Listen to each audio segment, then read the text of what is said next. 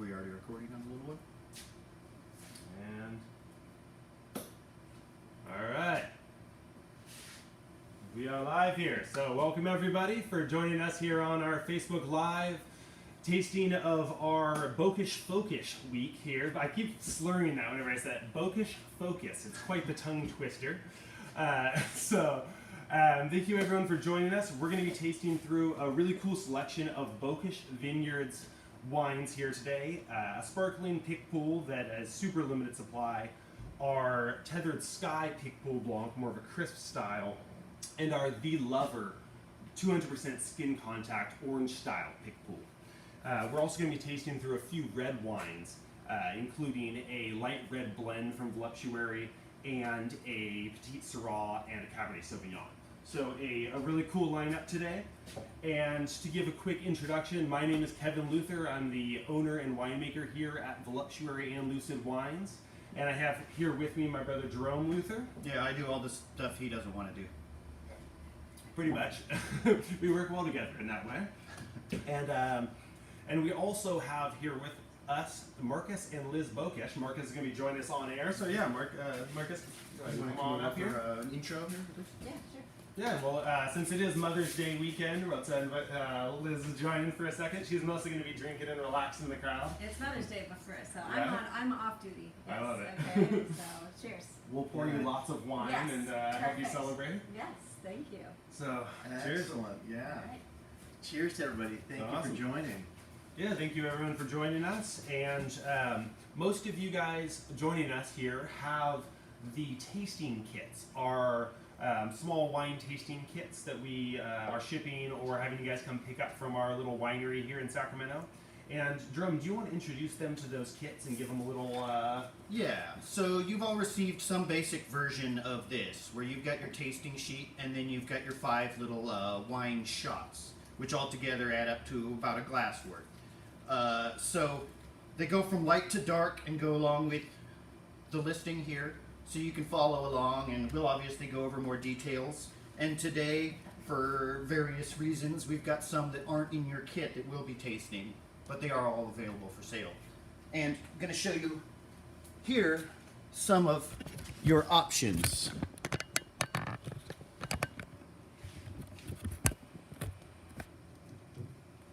Forgive me for, it's going to take a second. I got 3 things to manipulate here. Some of them are tied down. Can you handle that, Kevin? Yeah, that. So you've got 3 kits available. On the bottom tier is just the 5 tasters. That's $8, and it gives you the chance to taste along and do this whole experience. On your second tier, you've got 2 kits plus a bottle chosen by the winemaker. It'll be one of the bottles in what we're tasting that week, and this week it's the Lover. And on the top tier, you've got your third option, which is 5 full bottles of what's in the tasters. That's if you've got a larger group or you want to drink it over an extended period of time. So different options available so that you can tailor it to what your group is and how much you want to spend and want to drink. So I'm going to move these back. All right.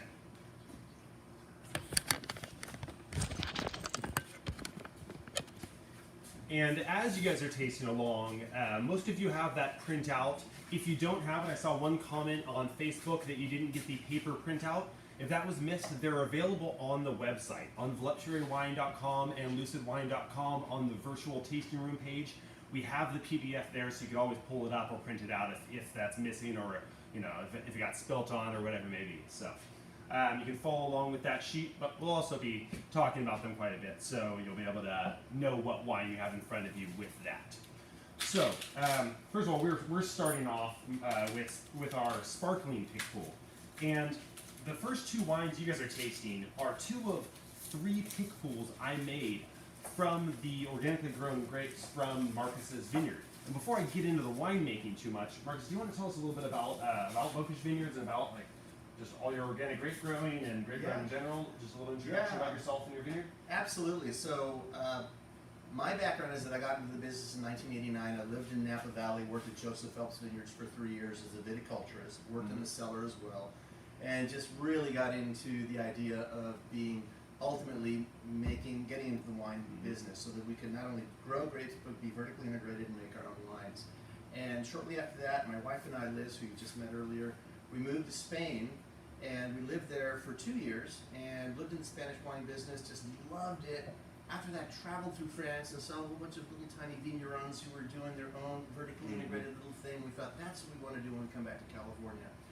We moved back to Napa Valley, and in 1995, being the grower relations person that I had been for Joseph Phelps, I realized, boy, there's so many really interesting places in California to grow grapes. It's not all happening in Napa Valley, and we decided that Lodi was going to be the place where we're going to sink our roots. That's really interesting because that's a lot of what makes Kevin's wines unique and makes his brand so awesome is just saying, well, why is everybody doing it this way when there are all these other options available? Yeah. And that's the way you did it with your grapes that you used so prominently.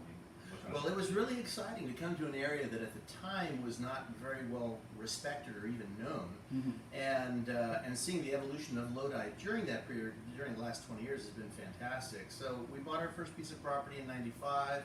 We developed our first vineyard in '96, and we started our winery in 2000. So we've been making wines for 20 years now. Picpoul, we actually grafted. We're constantly trying to push the ticket and try new varietals.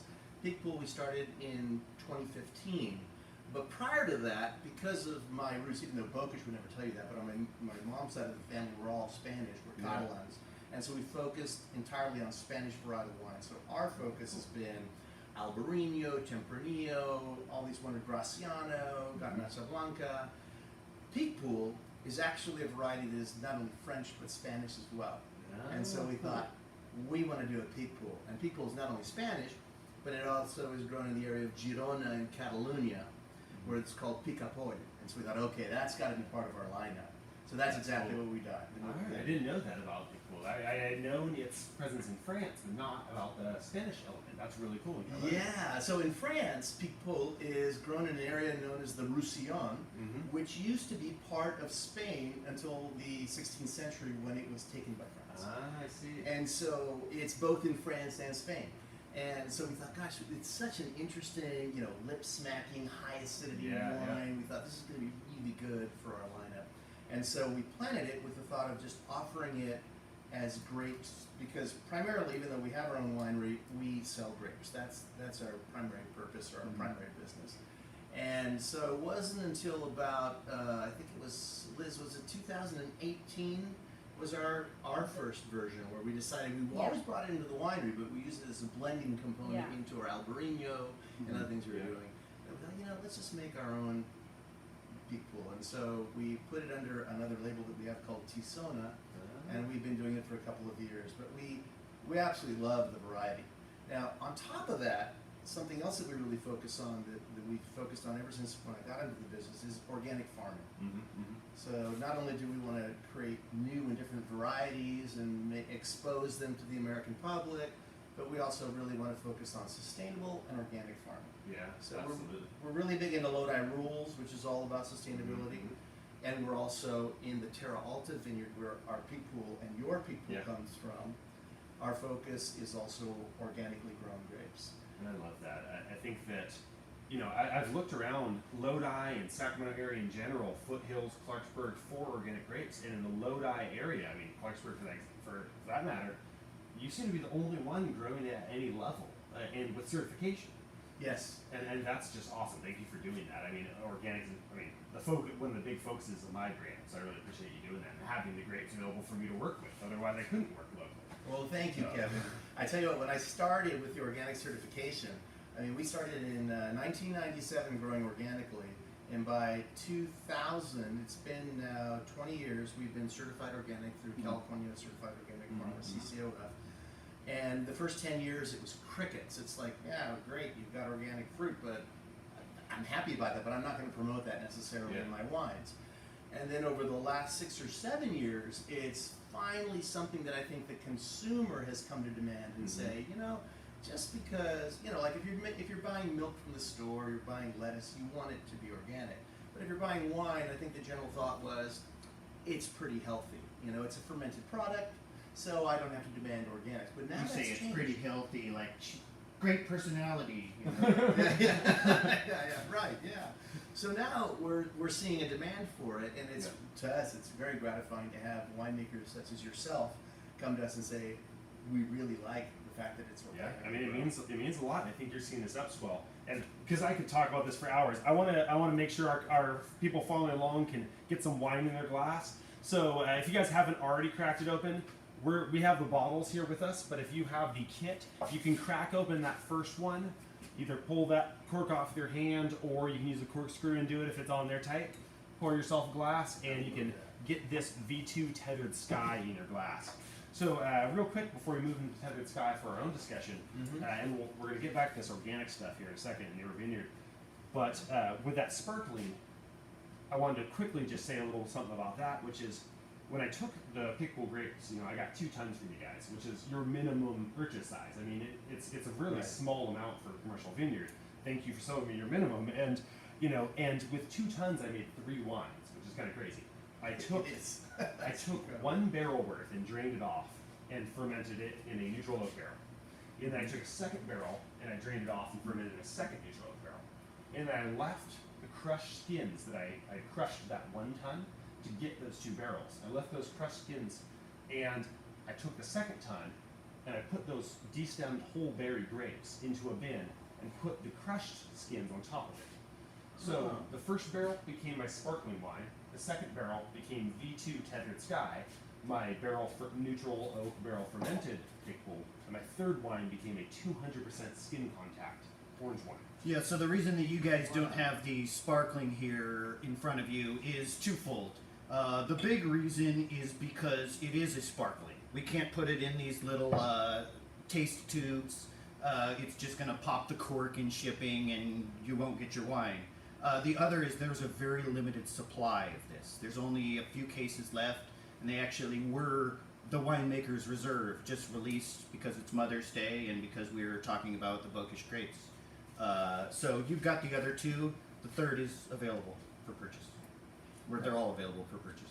So we got a couple of comments. Sometimes the volume is a little bit tricky here, especially when we're talking to each other a bit. So through the rest of this, we'll do our best to talk really loudly. It'll be funny between us because it'll feel like we're yelling at each other. But we're going to talk a little louder, make sure you guys can hear us well as you're there on Facebook. And it'll also be hard to not make eye contact when talking, so we can look at the screen and still talk. Right. We're winemakers, not TV personalities, so our tendency is to chat with each other, But we're going to make sure to talk loudly enough so everyone can follow along well. So this first V1, I call it Book of Life, based on the art from Robert and Shauna Park Harrison. It's called Book of Life on the bottle. Sparkling Picpoul was the Picpoul grapes pressed off and fermented in neutral oak. Fermented initially and then left in the barrel, and the yeast lees stirred. So stirring up that yeast lees gives this creamy, nutty, kind of pastry-like flavor to the wine. And then I aged that for 9 months in the neutral oak, which gave it a lot of yeast characteristic. By being neutral oak, it still kept an emphasis on the fruit, but it did give it a bit of a savory characteristic from that aging, and then also a little bit of that pastry characteristic from the yeast lees.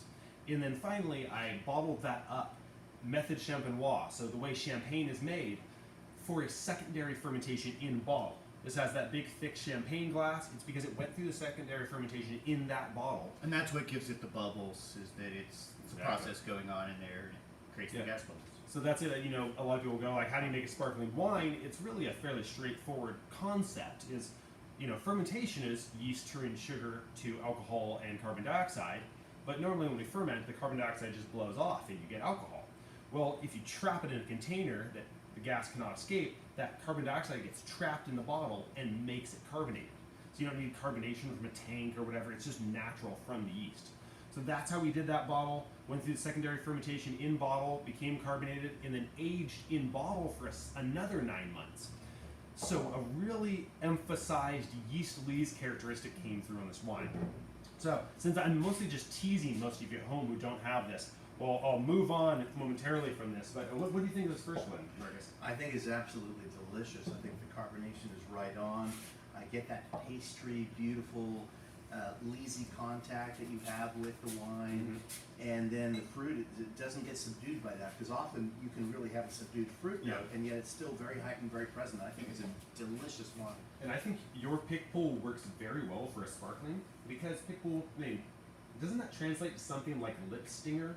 Lip stinger, absolutely. Yeah, that's exactly what it means. So that high acidity that you would tend to get in a sparkling wine, Picpoul comes naturally. Although I never would have thought to use Picpoul for a sparkling. So hats off to you. I mean, kind of cool, I think, because Lodi, people, whenever I tell them that I get most of my whites from Lodi, from you, you know, they go, Lodi for whites? I wouldn't think about Lodi for whites.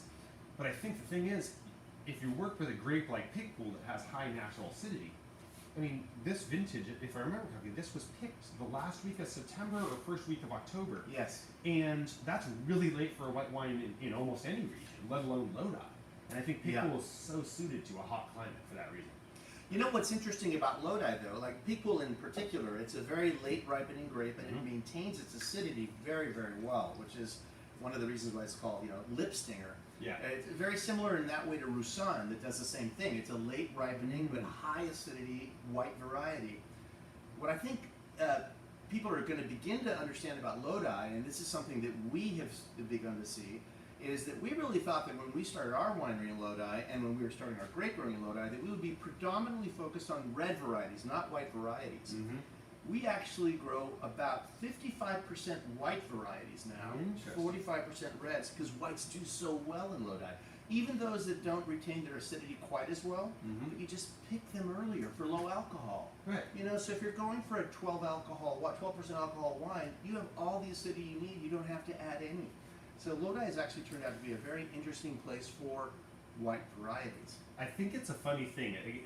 I'm obsessed with why do people do things a certain way in the wine industry, and oftentimes it's because, well, that's how it's done.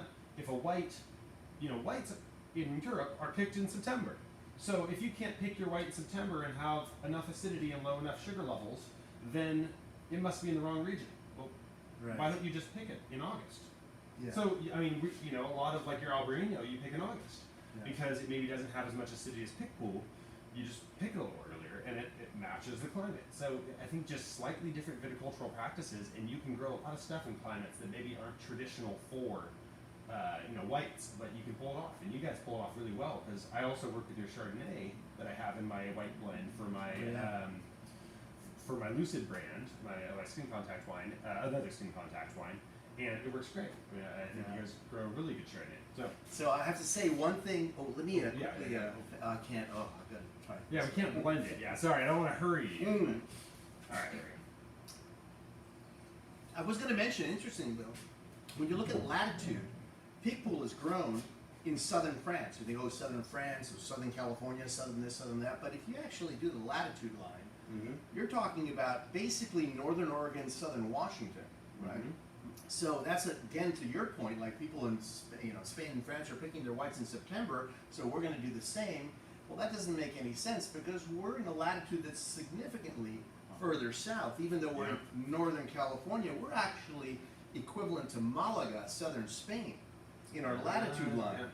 So we should be picking our whites phenologically earlier than September. We should be in that August window, except unless you have a variety like Picpoul that tends to retain a really high acidity. So we either choose a variety that works in hot climates, and maybe it's from a hot climate originally, like Cavagna or really, really southern France or certain areas of Spain or Italy, or you just pick earlier. And you can do different things in the vineyard, I'm sure, as well. I've noticed in your vineyards you tend to leave more leaf coverage than you might in a really cold climate to keep a little more shading.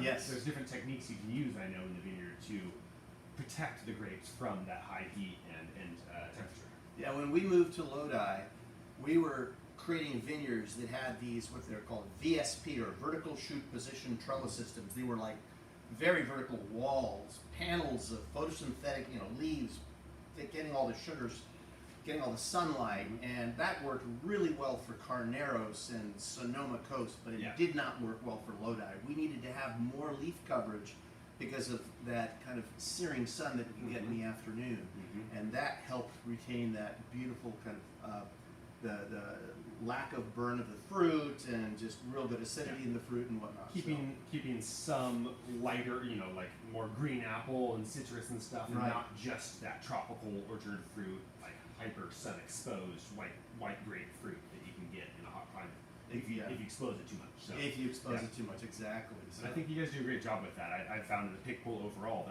that works. So I think that's a good lead in. This V2 Tethered Sky that you guys are tasting at home, for me, this one I did like the sparkling, but then I fermented it in barrel, like the sparkling, in neutral oak. So still emphasizing that Picpoul type crisp acid, citrus, and more green apple fruit. But then by aging it in barrel, I then aged it in barrel. Well, the sparkling was 9 months in barrel, 9 months in bottle. This was 18 months in barrel. So you start with that kind of fresh, crisp fruit characteristic, and then during that aging process, it accumulates, again, a little bit of those pastry notes, but also a very savory note. It's almost borderline sherry-like in some ways. But then you also get, for me, a really mineral, oceanic kind of vibe. And this is one of those wines that I'm jumping ahead here, but for me is a natural pairing for seafood because it does have that kind of characteristic. Well, a lot of it, and to tie a lot of what you're saying together as well from my perspective, I come from actually a manufacturing background, and I know wood more so than I know wine. And as well as the neutral oak, you used lemon wood in A this, little bit correct? of lemon wood, yeah. Which grows in really temperate zones where it's really hot. Places like California or Texas or Florida. And the citrus notes come through here real well as well. And so anything that would pair well with citrus is going to pair well with this, or citrus itself will pair well with it. So that goes, or kind of tying in with the concept of terroir as well, and the cooking concept of what grows together goes together. It grows along the ocean, so any seafood, anything along those lines, things that you'll want to eat when it's really hot out, those are things that are going to pair well with this and work well with this grape as well. Absolutely. Very good points. So, for me, those of you who have watched these before know that I do these kind of quirky pairings. So, one pairing I do is my life pairings. For this wine, I think reading a book by a rocky seashore, because it's kind of a complex wine, so it's like, you gotta read a book by the seashore. That's And then my literary pairing for this, I did my best here to make all of my quotes this week for my literary pairings be from female writers, since it is Mother's Day weekend. And cheers to all the mothers. Happy Mother's Day again. So this quote is from Terry Tempest Williams, a naturalist. And the quote is, "To be whole, to be complete, wildness reminds us what it means to be human, what we are connected to, rather than what we are separate from." So I think this is a wine that has a wildness to it, and by drawing you into that sensory memory of time at the ocean, time near water, and that connectedness of the ocean and of tides and so on, I think wine has this sensory quality that really taps into memory and taps into emotion, and I think that quote captures that really awesomely. That's my pairing on that note. if I may, one of the things that really comes out to me in this wine aromatically is a sweet citrus. It's almost like, even though it's the lemonwood connection, but I get a real nice tangerine and orange citrus, which is really beautiful. And also, I get a really nice floral component too. Mm-hmm. So, and that's even before I tasted it. But the acidity is really pronounced. It's Absolutely, really fresh, and the complexity of the mouthfeel. It's really a beautiful wine. Yeah, I think it's cool because since you do grow in a warm climate, but is a grape acclimated to it, I find that your Picpoul has the ability to express both the citrus characteristics, but ultimately it's also had a lot of time on the vine. So it has had time to accumulate some ripe flavors. Mm-hmm. So that mix of some more green berries that had more shade coverage gives you more of the citrus. And the more exposed skins and more exposed berries give a little more of that ripe fruit and almost floral note. Mm-hmm. So I think that is one of the cool things about hot climate whites, and when done right, is you get that cool mix of Yeah. hops. So you guys did that really well. Yes. Keep our voices high. Yeah. Yeah. So, all right. So now we've gone through our first Picpoul, the more barrel, well, second Picpoul, but first one that you guys have in your kits. Now you can pour yourself the second vial you have with you. The color is amazing. Isn't that a trip? That So is a trip. this, I mentioned, is 200% skin contact. So what you're going to get here is a wine that is, and you know what? Oh wow. So I actually had this one chilled, the front one. So we can Oh. always pour you some of the chilled one as well. But I like the skin contacts for what it's worth. Mhm. At room temperature, they're done in the style of a red, and I personally like them that way. I know Yeah. it's not your recommendation No. necessarily. so this is actually, so what we're touching on here is a subject about, this is a white grape made in a red wine style for this wine. So orange wine, skin contact style wine, golden wine, it has a lot of names. It's a really ancient technique that was known in mostly Eastern Europe. the original hipster. It's so ancient. Right, and it's so ancient that it's new again, and all the hipster winemakers are doing it now, and I'm one of them. And so this is a white grape made in a red wine style. So you can drink it cold, and you're going to get more of the white wine characteristics. But if you drink it warm, you're going to get more of the aromatics. So real trippy wine. For me, the flavors I get on this are a lot of orchard fruits and tropical fruits. So the things that were like a second note on that first, on the V2 on the last Picpoul, I think come through on this as a primary characteristic. You get dried peach, apricot, mango, pineapple, but you also get dried flowers. Okay, those are like the fruity, what you'd expect from white wine things. But then I think you get into these crazy things where it's like cornbread and corn nuts and caramel and butterscotch and here, I feel like refer to my notes here because they're so weird I don't even remember them. Wait, what do you attribute that to? The fact that it's done in the style of a red, or is there something else in the process, different aging So time? it's or a couple things. That skin contact technique where you leave a white grape in contact with the skins. The juice tends to have the fresher flavors, the more crisp flavors, and oftentimes the more fruit-forward flavors. But as you have skin contact, you start to extract the riper fruit flavors, and I find a little bit more of a dried, overripe, almost baked fruit flavor. Those come from the skins, especially if you have some fruit that was exposed to more sun, and then you extract that, you get both a little bit of orange color, and you get these really almost overripe characteristics. You get these very baked kind of fruit flavors, which when this wine was younger, it was a fruit ball. It almost tasted like muscat or something, even though the grapes aren't an overly ripe grape. Yeah. But that extraction of the skins gave that flavor. Two other things happened with this wine. I fermented this on 50% new French oak. So you get a little bit of vanilla caramel toastiness. Not too much, but a little bit comes through. And it went through malolactic fermentation. Malolactic fermentation is a secondary bacterial fermentation that gives a buttery flavor to wine. So there's a little bit of butteriness. So that a bit of oakiness, a bit of butteriness gives some of that richness. Another thing you're going to get on this is that skin contact gives a little more weight to the wine, I think. And so you have more dryness, more stringency, more tannins, more bitterness. So you have more of that red wine feel to the flavor. And then lastly, aging this for 18 months takes a lot of those flavors, which are fresher fruit and bold fresh fruit with oak influence and butteriness, and through that aging process makes it a little bit even more dried and savory. So it's a really extreme expression of Picpoul. Yeah. This has got to be a trip for you, because I mean, this is nothing like the Picpouls you guys have done, right? It's like, Not at all. it's like I think this is a wine that the first glass is always like a psychological mind fuck, but and then it's one of those wines that I find people are a little uncertain about on the first glass, and then become hooked on after the second glass.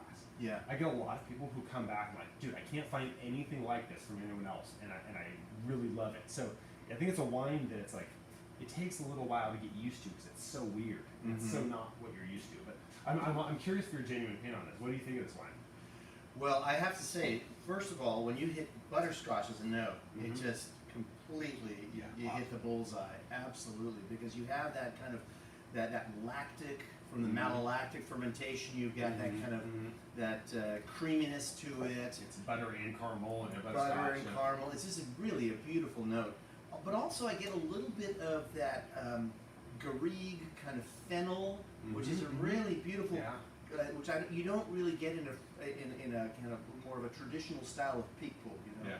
Yeah. And then when you taste it, the complexity of the mouthfeel, the phenolics, probably because of so much skin contact time, aside from the fact that you use new oak, but you really get that skin contact time with the grapes, and 200% is wild. I mean, that is fantastic. This is extreme. And it reminds me of our Verdejo. We have a variety Verdejo that we actually do, because traditionally that's how they do it in Spain, is they let it sit 2 or 3 days prior to pressing on the skins. Yeah. And so you get this almost red wine phenolic character that you are typically would not experience in a white wine, and this has that. You know, so it's just a really beautiful, different, unique expression of varietal. Yeah, it's definitely a niche wine, and there's a reason I only made about a barrel and a half of this, because it is so niche that this is never gonna go into your mainstream supermarket and just like, you know, this isn't gonna be your buttery Chardonnay.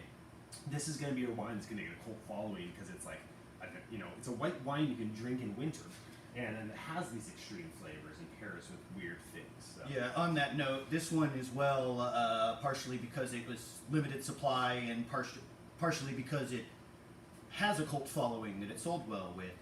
There's only a few cases of this left as well. So if you enjoy it, order some. It will be going fast, and because of how experimental and small batch we are, next year's isn't likely going to be the same. It will be similar, but it changes even if you do everything the same way. Yeah. I think one thing else that I notice of this is like, it's almost like having a dessert wine that's completely dry. So you've got a lot of that dried fruit, like apricot characters that are really beautiful, and you think you're going to, you look at the color and you're going to take a taste, you think you're going to have like this sweet experience, but it's a completely dry and serious one. So Are we live or technical issues? Yeah, sorry, the Facebook feed for some reason lost its connection. We're gonna make sure we're running here, so we're not talking to the air. It'll be just a moment. Yeah, Kevin so- also is our IT guy. Yep. So we basically Sorry, split up folks, all the yeah. duties, you know, between the two of us. how did you come across, or the idea of even making this style of wine? That is, you know, Kevin obviously is the better one to answer that, but since I'm here on screen, Save I'll this throw one. mine in. Kevin did a lot of experimentation, and I want to say like sowing his wild oats or sowing his wild grapes when he got to launch his own line. So things that he wasn't allowed to do before, he did when given the opportunity. And some of them are doing things like taking a white wine and doing it those 3 different styles. Doing it the method champenois, doing it traditional white style, and then doing it in a red style, actually almost doubled up. So you can kind of see how it's affecting the wine these different ways. And then it also makes it more accessible for non-wine people, because I can drink this and you've got one variable kind of controlled, and then you get to see the other ones and how it makes the same exact grape coming from the same vineyards, and just makes 3 completely different wines. You want to have in different situations with different foods, different life experiences. So he can maybe elaborate on that, but I believe that was the basic concept of it. Apologies for the delay on those who are on YouTube and Instagram. I'm just gonna. You guys missed like the best joke ever. Right? It was really He's funny. still laughing. I can't believe you said that on air. Oh my god. Probably why they censored it on the ones. Facebook censored you. That's what happened. It's been happening a lot lately, I hear. All right, we're for some reason it's just not connecting to the Facebook one. This particular Have you guys issue. done any wines in clay vessels at all, or anything like that? No, that's I don't believe we have. That's an interesting. No, Is that it's- something that's done, or is it just something that you've thought about? No, it's become quite the thing now, particularly in Europe, where you see a lot of people doing. In Spain, they call them tinajas, but doing old style fermentations underground in clay vessels that are they tend to be wines that transfer oxygen faster, so they get oxidized faster, so they don't stay in the clay vessel for too long. But it's become really popular, just kind of like how people use cement eggs now for fermentation here. Now they're going back to the old style of clay, and whether it's a fad or whether it's something that's going to become a really interesting component. Well, and that's interesting because, you know, if it's in the clay, it's going to be absorbing some of the clay into into the wine. It's going to be transferring flavors that way. Interesting to see how it'll affect wines done that way. Yeah. So. All right. It's coming. Yeah, I'm there we go. Okay, guys. So apparently, that's actually the first time we've ever been kicked off while live on Facebook. I'll message Facebook technical support later, but it kicked us off midstream, which they normally only do if you start saying something crazy political or something. So who knows? Maybe they misinterpreted our talk about international grape varieties as international politics and kicked us off Facebook Live. Interesting. He did curse a while ago. Yeah, You guys heard him. So we are back live here on Facebook. For those of you guys who were watching before, hopefully Facebook notifies you again, or are you able to pop back onto our Facebook and see that we're starting a new live video because the scheduled one now has been declared ended. But now we're live again on Facebook, and we're continuing on Instagram and YouTube. So you were asking about using clay vessels on these skin contact style orange wines, which is a really cool technique that a lot of people are using. I haven't done that yet, if only just because, well, it's kind of hard to dig through concrete, and since I'm making wine in a warehouse, it's a little tricky to do a concrete or a clay vessel buried fermentation technique. But I've thought about doing something like that. I'm just not convinced that the vessel has so much to do with it, like that clay influence. I'm curious. I want to experiment with it, but I'm not yet convinced. I still need to experiment with it, so I haven't gone down that route yet. It's interesting because historically, people take the clay vessel and they stick it underground, and the fermentation occurs underground. And so what we saw the last time we were in Spain were people saying, okay, how do we apply this to modern winemaking? So what they did was they got these enormous crates that was the size of like the width and the length of a pallet, and about like a cube, and they put the clay vessel inside and then fill it with dirt.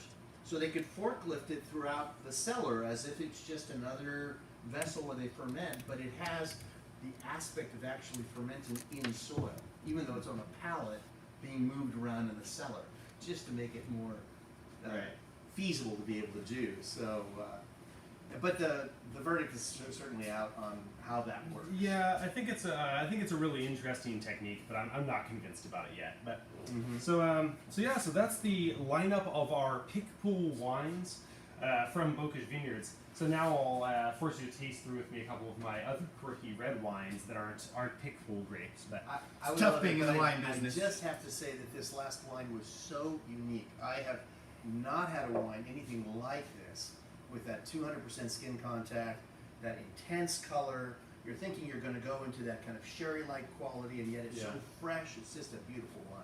thank you. I really appreciate that. I guess another cool way to kind of wrap up this whole Bokisch Picpoul thing is to mention that we've posted this on our page before, and if you guys haven't read it, scroll back up in our post from a couple weeks ago.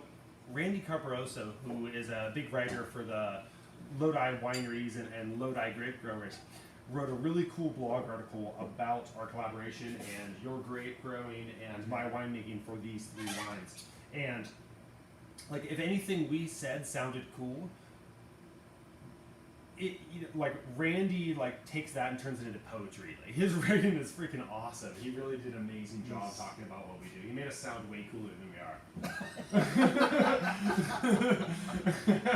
I mean, just say it. I mean, I think I'm pretty cool, but Yeah, he's an awesome writer, and he really can translate your efforts into this passion. And he brings your passion out in the writing, so that a reader can just understand where you're coming from. He does a great job, and he did a great job with that article.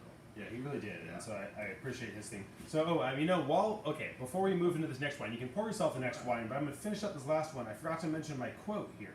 So I have a literary pairing, and it is from Amanda Palmer, and this is from a song. It's also my music pairing. It's from a song called "In My Mind." So since this was a wine, The Lover, that was quite a quirky wine, I think this quote is quite on point for it. So, in my mind, in a future 5 years from now, I'm 120 pounds, and I never get hungover because I will be the picture of discipline, never minding what state I'm in, and I will be someone I admire. And in my mind, I imagine so many things, things that aren't really happening. And when they put me in the ground, I'll start pounding the lid, saying I haven't finished yet. I still have a tattoo to get that says I'm living in the moment. And it's funny how I imagined that I would win this fight. But maybe it wasn't all that funny. That I've been fighting all my life. But maybe I have to think it's funny if I want to live before I die. And maybe it's funniest of all to think I'll die before I actually see that I'm exactly the person that I want to be. Fuck yes, I am exactly the person that I want to be. Wow, that is It's a song. If you listen to it, it's a lot funnier when she says "fuck yes," because it's just a song about being like not quite becoming this person you imagined you might become. That's all together and organized and straightforward in what people expect, but rather becoming something a little bit unique and becoming an extreme version of what you are and accepting those extremities of you and those quirkinesses of you. So I think that's a wine that accepts how weird it is. I like that. That is really nice. All right, so now V4, the source. This one is a blend of Pinot Noir and Grenache. And the reason I created this kind of different style blend is Pinot Noir and Grenache are two different grapes that both have a lot of red fruit flavors. So, you get a lot of cherry and strawberry. And then I aged them. So they're organically grown grapes, some from Calaveras County and some from Santa Cruz area. The Pinot Noir from Santa Cruz, the Ganache from Calaveras. And then I fermented them whole berry with a little bit of whole cluster influence. So you get some of that bright fruit, some of that stemminess, greenness, herbaceous tea leaf kind of characteristic you get from whole cluster. And then I aged it on a little bit of new oak, a little bit of French, neutral oak, both French, and then a little bit of cherry wood as well. So I brought in another one of my kind of quirky twists of other woods. Our family, we all grew up working in our uncle's woodworking shop, so other woods is a big thing I started playing with because they kind of asked me, why do we only use oak barrels in wine? It makes the best barrel, but other woods add really cool flavors to wine. So Kevin, like when you have obviously an oak barrel, we played with acacia barrels, but it's still a barrel format. When you use cherry wood, how do you introduce that wood into the wine? So Drum's going to grab one of them. It's basically it's a section of wood we put in the barrel. So they're machined to have these grooves in it, so you have maximum surface area. And then these are just inserted into the barrels. So because we are small batch and it's all made in oak, or apparently some in acacia, I didn't know that, then that's basically what you can get unless you want to spend an exorbitant amount and price your wine the same way. So instead, do it in oak barrels and introduce the other woods this way. Also gives you the chance to do multiple woods without needing to have a huge number of barrels. So did a lot of experimentation once we pitched the idea to him and did his mad scientist thing and discovered which woods go well with which wines and what effects they produce. Yeah. And so that's become a big part of the brand, and almost every one of the wines has something in addition to oak at this point. So now with this wine, why cherry wood? How did you get to that conclusion as opposed to? Right. Do you want to give your input on that, and then I'll give. I mean, part of it was intuitive. Like, okay, there's cherry flavors in this wine. It's more in the red fruit area. Cherry wood's an intuitive thing to try, but it's also because in early trials I did with this. Oftentimes over at Wise Villa, where I was making wine before, we were trialing some of this stuff.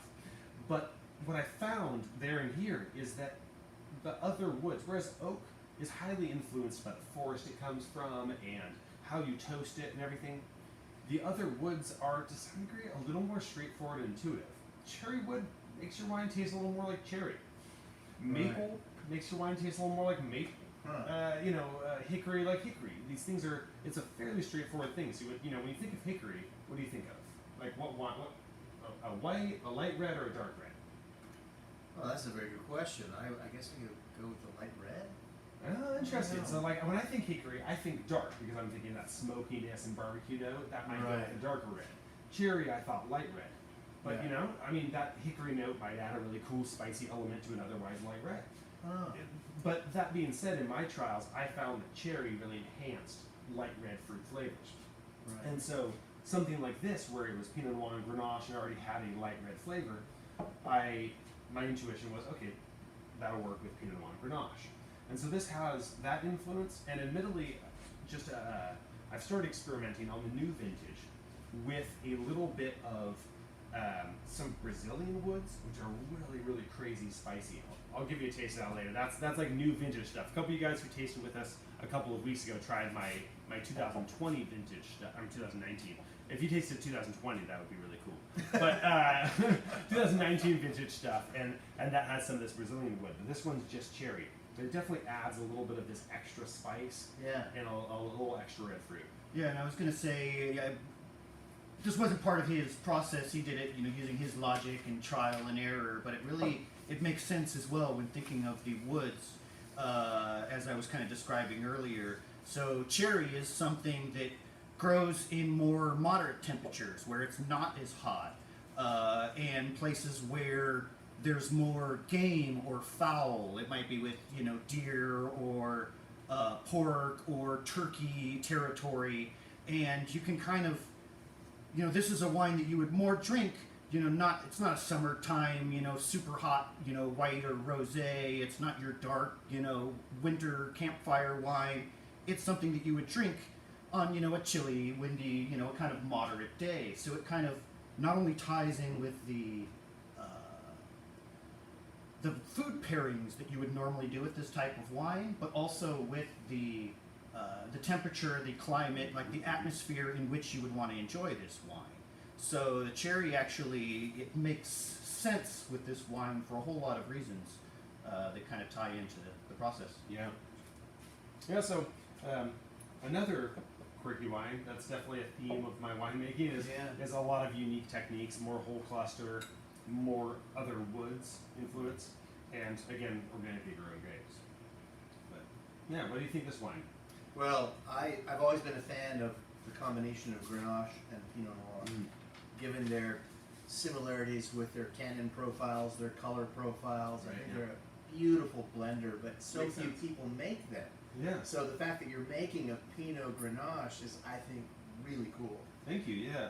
I looking around, I hadn't really seen many people doing this. Yeah. There's a handful you can find, but it kind of makes sense because Pinot Noir is grown. When you look at Burgundy and then you keep going south down the river, you run into the Rhone region, and Grenache is grown there. So they're really not that far away geographically. Yeah. And so they have a lot of similarities in terms of their history, their geography, and a lot of winemaking techniques that were shared between those areas, but they're not traditional blending partners, and yet they make sense together. Yeah, they're not traditional blending partners, but they play so well together, and this is a great example of that. Yeah, what does tradition have to do whether it works or not? That's just Yeah. winemaking is kind of stuck in the mud to some degree. So Yeah. So the cherry here too is like you've got that fresh fruit cherry, and then you have a little bit of that kind of almost a little bit of a dried cherry too. So you have different levels of the cherry that are coming out, and I don't know which one was the one that came from the cherry wood, but it's beautiful. right. Really, And that's- found that you taste the woods a lot on the back end. It's kind of your aftertaste. You taste it elsewhere, but I know at least with me on a lot of these, it tends to be a lingering taste, which tastes from the woods influence. I agree. So on that note, let's move on to our second red, our fourth wine overall, which now this is our L6 Epiphany Petite Syrah. So this one comes from Amador County. It's not organically grown, but it is organically made, sulfite-free. It's all of our normal things. Organically made, sulfite-free, vegan, no additives, just grapes, fermented, aged on woods, bottled. So Petite Syrah is a grape that isn't terribly popular where it comes from originally in France. It's a lesser known grape, but it does work really well in California, where it's a common blending partner with Zinfandel, and it's largely added to Zinfandel and used in wineries by winemakers as a topping and blending wine, which is to say it has so much dark fruit and spice and color and tannins and weight that winemakers take another wine which maybe is lacking a little bit in those characteristics and adds a pinch of Petite Syrah, because Petite Syrah is so intense that if you add a pinch of that to this other wine, it kind of levels them up. I love Petite Syrah in its own right because it's just such a beast. It's like, I feel like this is like the penultimate American wine, where it's like, you know, more is better, and intense fruit, intense spice, intense tannins. It's like intense everything. Yeah. Dark and heavy. Yeah. So this is a wine that I think for me, I took that and, you know, I rolled with it. I definitely emphasized a lot of that darkness, and I aged it on woods that make sense for that for me, maple and hickory. And so a little bit of that influence, as well as a little bit of French oak.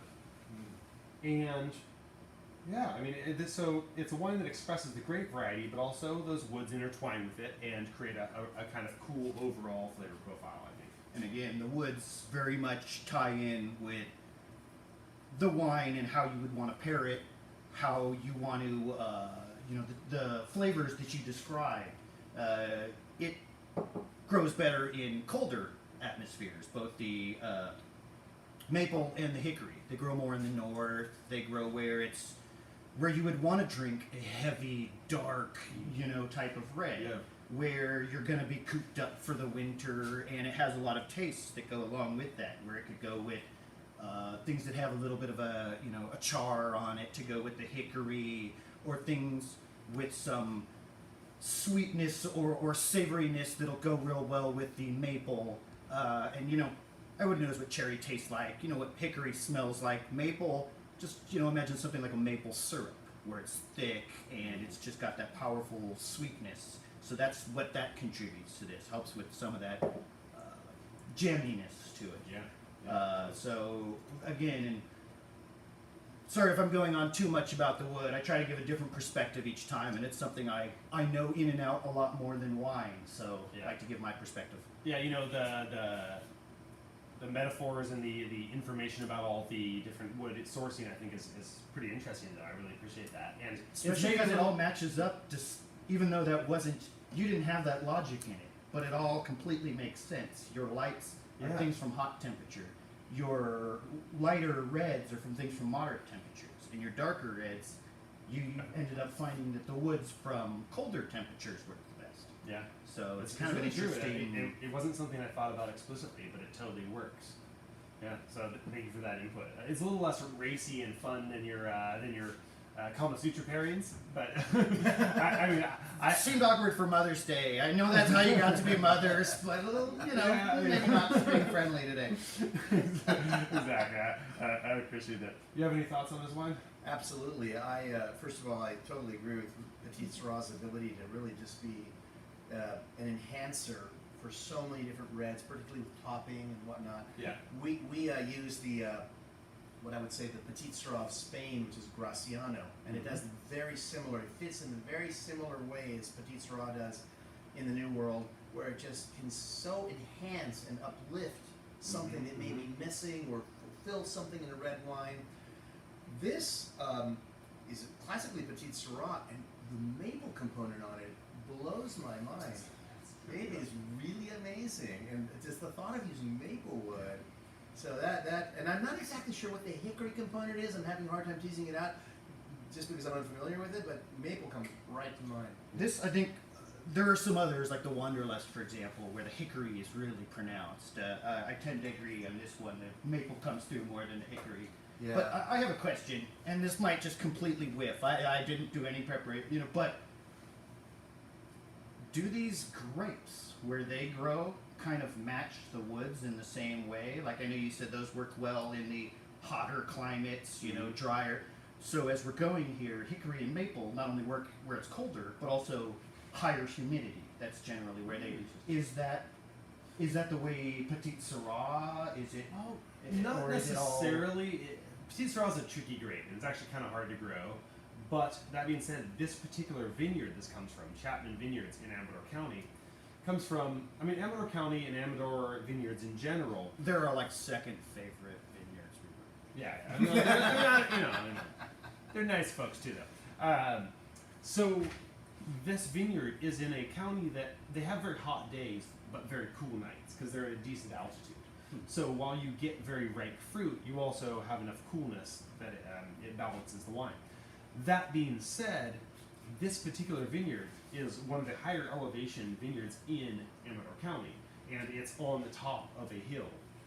So who knows, maybe that plays into a little bit. I mean, it is still a region that gets very hot in the daytime, but being on a hilltop, that's one of the cool, unique things about this vineyard is that it is a bit cooler. That was the most polite no I've ever heard. Thank you. One thing I have to mention also is the fact that I think the maple is so pronounced is because you're not heavy-handed on your oak. Your oak regime is so well perfected, delicate, nice, it's present, but it doesn't overwhelm like so many people overdo petites with oak. Yeah. So you get those nuances of the other oaks, of the other woods that really come to the surface there. And that's what I try to do. I mean, when I do a barrel, it was only one barrel of Petite Syrah. I didn't go and put, it was a neutral barrel. I put about 2 little sections, like Jerome showed earlier, of oak. I put 2 sections of maple and 2 of hickory. When they tell you like a 100% barrel equivalent, it's like 12 chains, 12 sections. So the amount of these woods, including oak I'm adding, are very small. I want the fruit to mostly show through, and the winemaking technique to some degree, but the woods are like, it's like when you spice a dish when you're cooking. You don't want to just like blast a bunch of turmeric at your dish. It's gonna be terrible. You don't want to throw too much salt at it. You want to like sprinkle a little bit. And I think in that way you can accentuate the natural flavors of the whatever you're working with. Fruit in this case, but like, whether it's vegetables or meat, you don't want to overpower with your seasoning. You want to accentuate a natural flavor and push it in a certain direction. So I think taking the terroir, what you've done in the vineyard, the great variety and varietal expression, and then influencing that with a kind of a unique interpretation is cool, but if you overdo it, it's like, okay, now all you taste is oak. It's not all about the wood. Yeah. The wood is just one more variable that you can use to alter the tastes that other people aren't doing. And I think a good example of that is if you go and taste, when you hear that I use these different woods, a lot of people go, oh, do you do a whiskey barrel aged wine? Well, yeah, actually I use whiskey barrels on a lot of my wines, but I use them as like 3% of the blend because whiskey barrels are super smoky. And if you do like a whiskey barrel aged wine, like Gallo does, I mean, it's poundable on a winter night or whatever, but it's like, it's smoke. Yeah. And it's sweet, and it's like an extreme, it's like too much. So using these things in subtleties is really nice, but when you go too far, it's just, for me, it's not like respectful of the grapes. So having that balance where it's an influence, but doesn't take over the wine is really important. I think that makes perfect sense, and that's a great way to approach it. I just think it's kind of ironic because you just totally cover your food with like turmeric and stuff. Well, that's a little bit more of a health thing. I get crazy with like I'm trying to get all orange on much the health. dish. Yeah, I had to clean out like a leftover thing of like whole garlic he had in here the other day. Yeah, I'm a bit of a health freak, so I do some crazy things where I make like these blended shakes that have like 20 superfoods and are totally inedible. It's Did you have any pairings on this one? yeah. So pairings on this. Thank you for the reminder. My life pairing on this is reading leather-bound books while sitting in your armchair in front of a fire in winter, and listening to on the Mother's Day theme, listening to Baltimore by Nina Simone. I think a very soulful song that matches this wine very well. And then my literary pairing with this is from Maya Angelou. It's I've learned that people will forget what you said, people will forget what you did, but people will never forget how you made them feel. And I think this wine, which is about 16% alcohol, is definitely making people feel some things. And so it's a good wine for that. And for me, food pairings for this, it being a really dark red wine, I get grilled meats as that obvious pairing for this, but also mushrooms, some of the darker, more earthy mushrooms, roasted Brussels sprouts, I think are all good pairings for this. And again, with no communication between us on this, we prepared our things separately. Those all make sense with what I was saying. Your cherry and oak forests, where your mushrooms might grow, the meats that you were talking about, and grilling them goes along with how the hickory would be used. So it all kind of ties in together. Yeah. Yeah. I mean, So I would just say that if someone told me that there's 16% alcohol in this wine, when it's so quaffable and so approachable, I wouldn't believe them. So that's a testament to your style and your ability to make balanced wines. I learned a new Well, thank word you. today. Quaffable. Yeah. These wines are quaffable. it's a good word. It's the polite wine shoe word for chuggable in the beer industry. Yeah, chuggable. That's right. It's chuggable. Yeah. So I think, in as much as, and thank you for that. That means a lot. I think one of the things, I don't shy away from making wines that are really ripe or high alcohol sometimes. We lost a feed, it looks like. Oh, Instagram cuts out after an hour. Sorry, Instagram people. We're just gonna move on. But I think that high alcohol can work as long as you balance it. I think people shy away from it now because it's not on trend, it's not stylish. But I think high alcohol wines can be done well as long as you balance them. I think these woods help add a richness that balances it. I also aged this wine on a lot of yeast lees. So I left the yeast from the fermentation in the barrel and I stirred it regularly for 18 months while I aged this wine. And it adds a lot of richness to the wine, which I think helps 18 months cut on perception lees? of- Yeah, 18 months Wow. on 100% lees. I never racked this wine, not even once. Really? I aged So it in the bottle. for the That's rest of us, impressive. Yeah. what does that mean? So yeast lees is a French term that means wine Dead yeast. Dead yeast, exactly. Dead yeast. So the dead yeast add really great flavor, believe it or not. It adds a sort of creamy richness to the wine. Perceptually, it adds a softness and almost umami flavor. So I think for people who are cooks, there's a really straightforward thought process here where if you've ever used nutritional yeast flakes or something in your food, you notice the moment you add that, your whole dish, your soup, your broth, or whatever is way richer, more umami, more smooth. Yeast lees, nutritional yeast flakes are yeast lees packaged with like maybe some extra additives, but it's basically the same thing we're leaving in the barrel after fermentation, and it adds that umami richness. Yeah. So And it can also strip flavors if you're not careful. Yeah. So you have to be so on top of it, and it's a testament to your being on top of your wines to be able to have it go 18 months and get that richness, that Right. beauty, and that balance with 16% alcohol. yeah, I Really think beautiful. those yeast lees can add a real they can get reductive. Winemakers say reductive, meaning sulfury or they can get kind of funky sometimes if the fermentation was unhealthy or you don't keep the yeast happy. But as long as you keep stirring the yeast and introducing oxygen into them, you tend to keep them happy enough they don't produce the stinky characteristics that Yeah. tend to strip flavor. You can keep them very healthy and they add the positive things without adding negative things. Yeah. So, all right, we have our last one here. I have to say though that Oh, yeah. I know I like there's hardly any winemakers.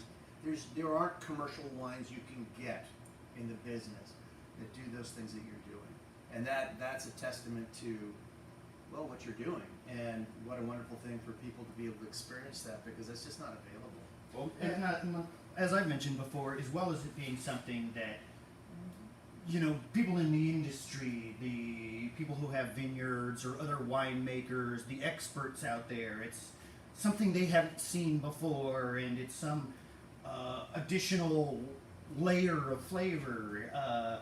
It also makes it quite accessible for those of us that don't know as much. You can kind of see these different things, like your different processes, your different woods, and you'll do like the same grapes with different woods, or the same woods with different grapes, and you can kind of yeah. See learn how it all play out. how it all plays together. Well, Um, and I think, I've worked at other wineries, I've trained at very traditional wineries and high-end wineries that have a lot of reputations.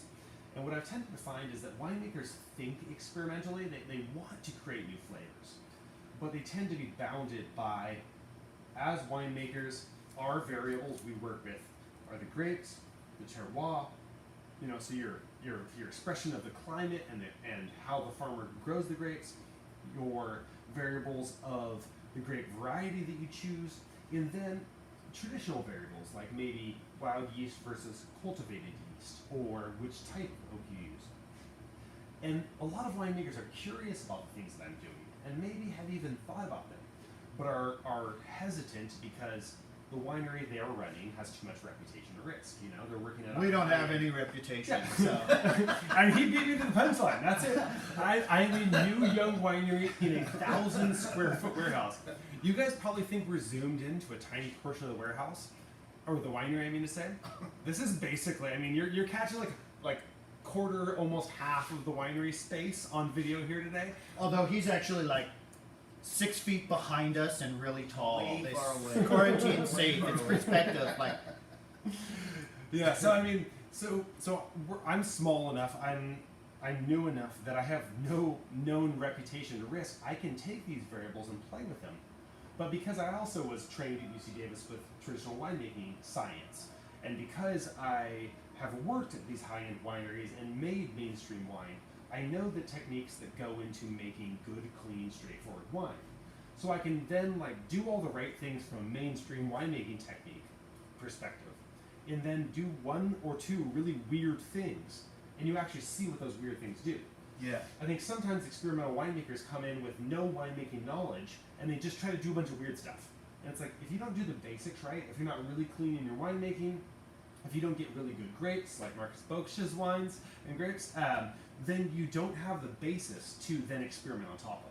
It's like And- it's like when people try to experiment with food without having mastered the basics and learned the techniques, and they just make something horrible. You got to learn how to make it right, and then you can play around with it. So, Right, like yeah. this wine, which I started with really awesome Cabernet Sauvignon grapes in the foothills, picked at a beautiful level of ripeness, very ripe, good dark fruit, a pinch of jamminess, but not too jammy. And then I did a bunch of really crazy stuff and just totally messed with this wine. So, first of all, Cabernet Sauvignon never fermented whole cluster. This was almost 50% whole cluster. Cabernet Sauvignon, yeah. Because foothills Cabernet Sauvignon, to me, tends to get really jammy. And whole cluster, that just means they don't actually pick it off the stems, right? Right, You yeah, just kind of so- take the bunch of grapes and throw it in there Exactly. and So, pound it out. so you think about it, it's like you have a cluster of grapes. Do you just ferment that? Well, most modern wineries use a machine that separates the grapes from the stems. And that way you get more fruit flavor. You don't get this tannic green flavor from the stems. But you think 2,000 years ago, or a couple hundred years ago, what did they do? They didn't have machines to separate it. So did people sit there separating grapes? The ancient John Henry. Right, they fermented the whole cluster, but that tended to make really rough wines. They were very tannic and needed to age 10 years to be drinkable. So you did it intentionally rather than by necessity? Right. And was that just for experimentation, or was there some specific thing you were trying to achieve? There was something I was trying to achieve, is that I think while we've moved in a direction, because of the availability of technology, to be able to make more fruit-forward wines by destemming and doing all these different techniques, I think that sometimes we go too fruit-forward. And Cabernet Sauvignon in the foothills, I think, and Lodi to some degree, tends to be too fruit-forward and simple for you. So I think reviving some of the tannic quality and some of the herbaceous and spicy quality of Cabernet Sauvignon through whole cluster fermentation is what I wanted to express in this wine, because they were really ripe, fruit-forward Cabernet Sauvignon grapes. By leaving some whole cluster, I brought back some spice, some herbaceousness, some tea leaf, some herbs de Provence. It definitely brought back tannins, and then I aged it on a little maple and hickory, but also some cedar and cypress. And the cedar, I don't know if you know this, but the cedar, it's almost like you've been reading my notes, because the cedar also ties into that, not only being an extremely experimental wine, but a lot of the things you mentioned there, you're like herbs de Provence, which is just, that's not a specific herb, it's a variety of different herbs, rosemary, thyme, Lavender, sage. Yeah, and cedar, well, first of all, it's really off. All the rest of the woods that you use are some level of hardwood, which means it doesn't absorb much, it burns real hot. This is not. This is a softwood cedar, which you didn't use any others. Also, the rest of these are all native to the Americas. Cedar is not. There's no American native cedar. That's a European thing. And if you'll notice, it really has a lot of, like, compared to the last one, who had most of the same woods, but without the cedar. And actually, I wasn't even aware of the cypress, and I'm not too familiar with that wood. Yeah. But the herbs and a lot of the flavors that this might go with, like this could go well with a lot of Italian type of stuff, peppers or tomatoes or things along those lines, are very Mediterranean, and those are the climates where this cedar These grows.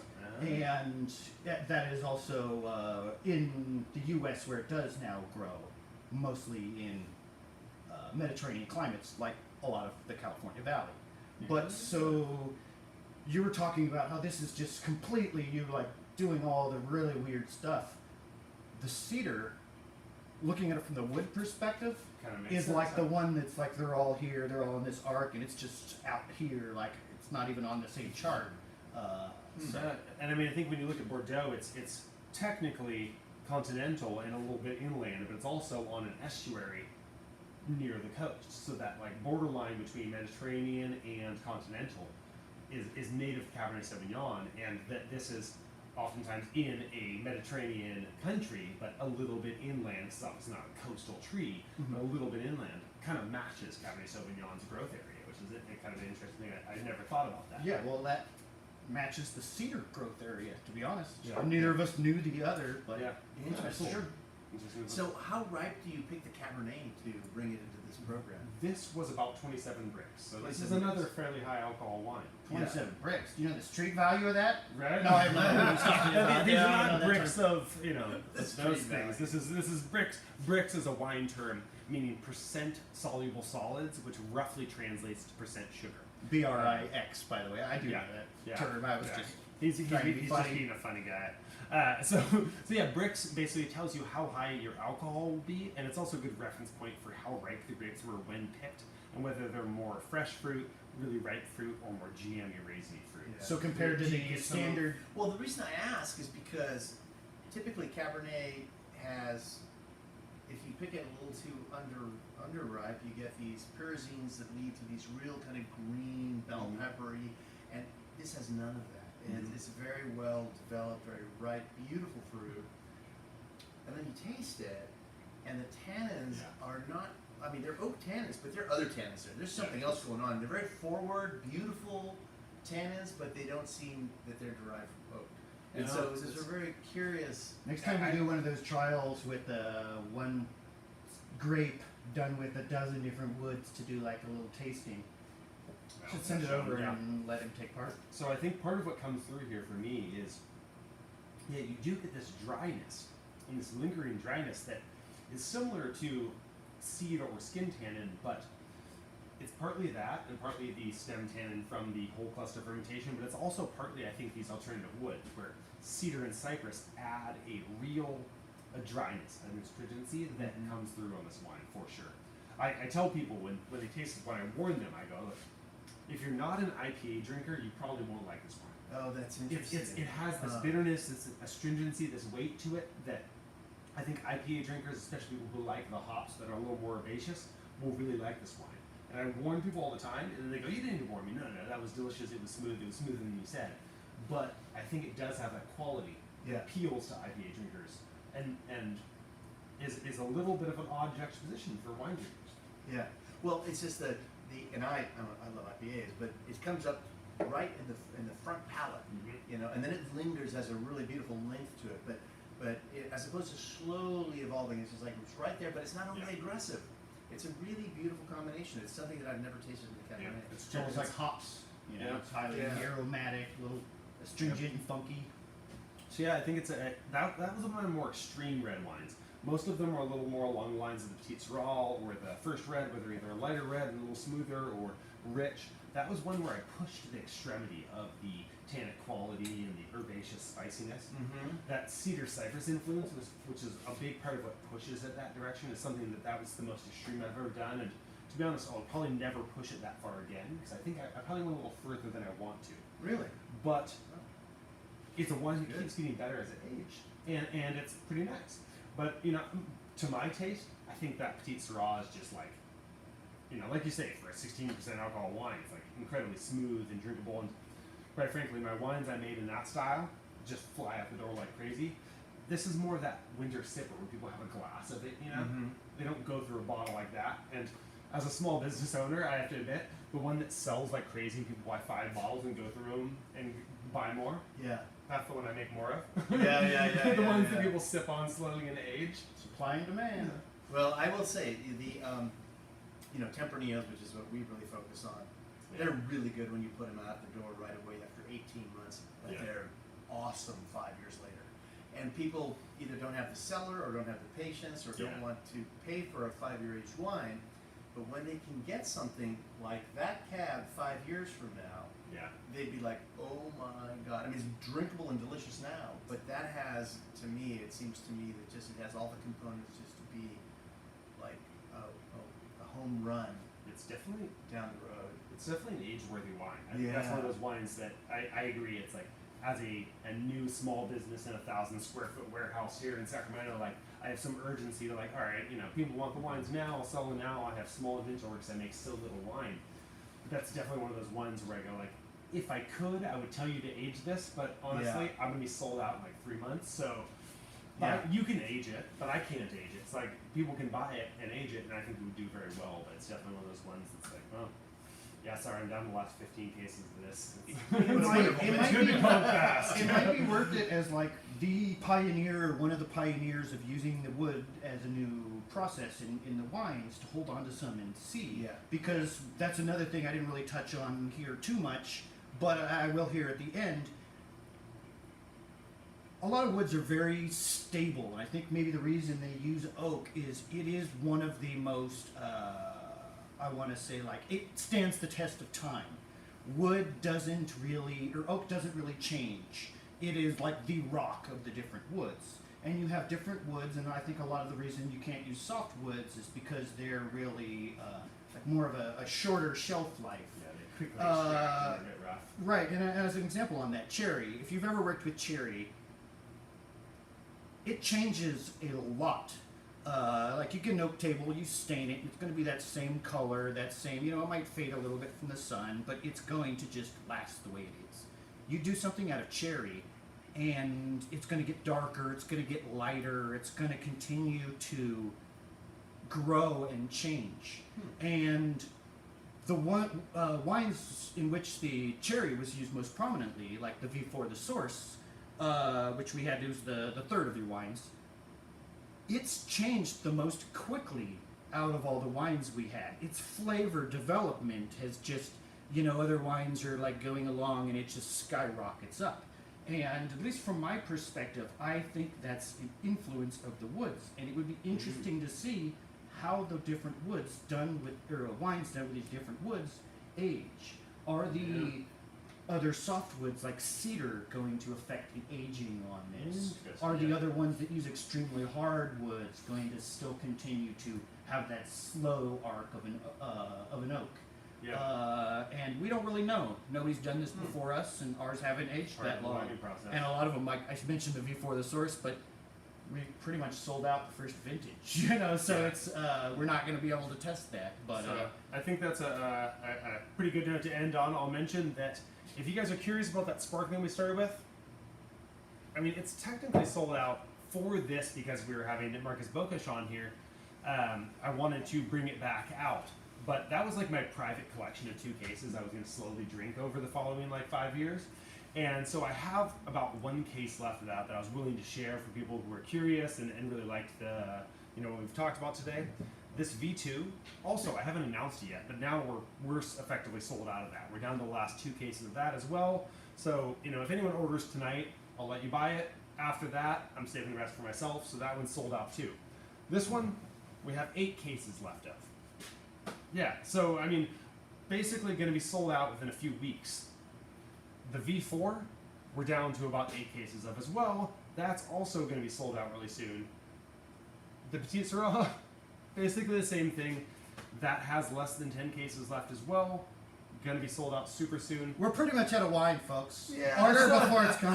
I mean, I could just keep listening off, but the point is, yeah, we're a super small winery. I mean, I'm making 1 or 2 barrels of most of these wines I'm making, and you know, yeah, buy them while they're available if you liked them.